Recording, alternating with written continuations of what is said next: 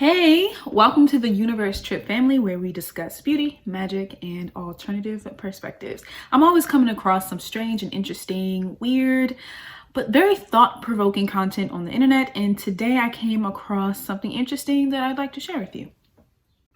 So I came across this post on Facebook describing how Lakeith Stanfield, pretty much famous actor now in the Black community, how he asked out Ari Lennox on a date despite him having a girlfriend who is pregnant.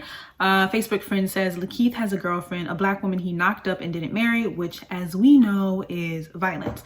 So people are like, wait, how exactly is that violent? How is leaving a pregnant woman or not marrying a pregnant woman violence, right? And so I got some interesting responses. The first woman says, impregnate a woman you fail to marry. Is this act not a form of violence itself? Leaving her and the child without protection in a hostile environment that constantly leaves Black women to fend for herself. Okay. And then someone else chimed in and said, single motherhood for Black women in this system is a trap. Purposely trapping someone is violence, right? And then she goes on to explain, the other person goes on to explain, saying, we are in a patriarchal system where males control the resources, water, food, shelter. Women get pennies on the dollar, even if she does the same thing as a man. Maternity leave is a joke in this country.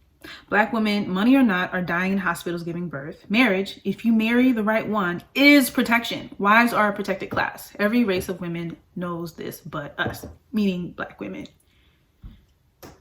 Another woman says, oh, okay, now this is where the conversation gets really interesting. Another woman says, but she chose. If she wasn't married when she got pregnant and gave birth, she decided that life for herself. At every step of the way, she was in control. She chose the man. She chose to have sex. She chose not to use birth control. She chose not to abort. She chose not to pursue adoption. She was in control before, during, and after conception, but he is totally at fault. We infantilize women, then complain when we get treated like children. Now, as you can imagine, this got some backlash, which was really interesting, and I really appreciated all of these perspectives. And the backlash goes on to say, we're not doing that here. No solipsism and no straw man logic. I'm saying for a man in a relationship with a woman he claims to love to leave her defenseless, unprotected, and uncared for once she is pregnant with her child is violence. The end. I assume you've seen the Black woman's maternal mortality rate for this country.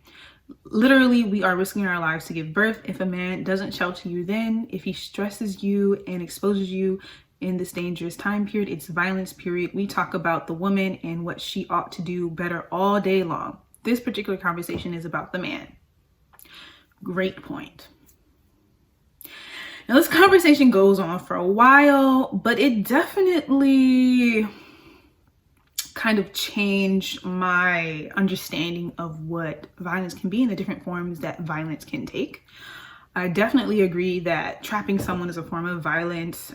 Setting systems up to better facilitate someone else's failure, or setting systems up that constrict people's movements and abilities to move around in society is definitely not favorable and often can be violent and be a form of violence. Interesting. So she says, let's examine two parallel examples. If barbecue Becky type white woman calls the police of some Black people who are minding their own business, you consider it violence. Given the given the history of Black family and Black women in the US, it is violence for a Black man, especially one with means, to purposely create a broken family and leave the physical, financial, emotional, and social burden on a woman, especially on one he claims to love. The power differential between men and women is too great to view it otherwise. Women make less, have a lower net worth, and are more vulnerable in every way. Now, bringing up that power differential is extremely important. We talk about that often, racism. We say oppressed people, usually people of color in the context of the United States, can't be racist, right? We can be prejudiced all day long, but without that institutional backing of being able to change someone's ability, like being able to influence how someone survives, without that, it's not really racism, it's just prejudice. But yeah, so this was a really interesting conversation. I'm gonna kind of stop reading here. It's a lot, but I've left the conversation, I've left the video of the conversation available for everyone to take a look at it. You can read, but I think it's extremely thought-provoking, and it's a great kind of turn on the old and tired conversation we always have about single mothers in the Black community. Like, we're always blaming them. We're always saying, oh, she should have chose better. She should have, you know, made better decisions. And, you know, while partly that is true, we never talk about the role that the man plays in that whole situation, right? Like, it takes two entities to have a baby. Like, a woman, I mean, our human species, you know, as women, we are not able to have children on our own yet. So, whew, that's interesting to think about, is that the men are never held accountable for these instances of single motherhood. And these women did not get pregnant on their own.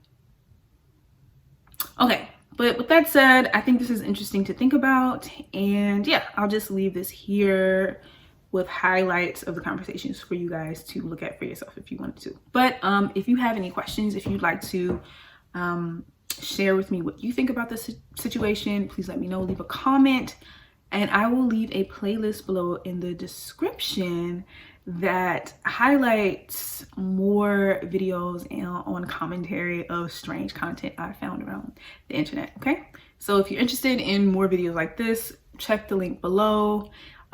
Check the description below to see that content and to see that playlist and other related videos. Okay, and feel free to leave a comment. I'm always ready to converse and have a conversation with you all. Okay, all right, see ya.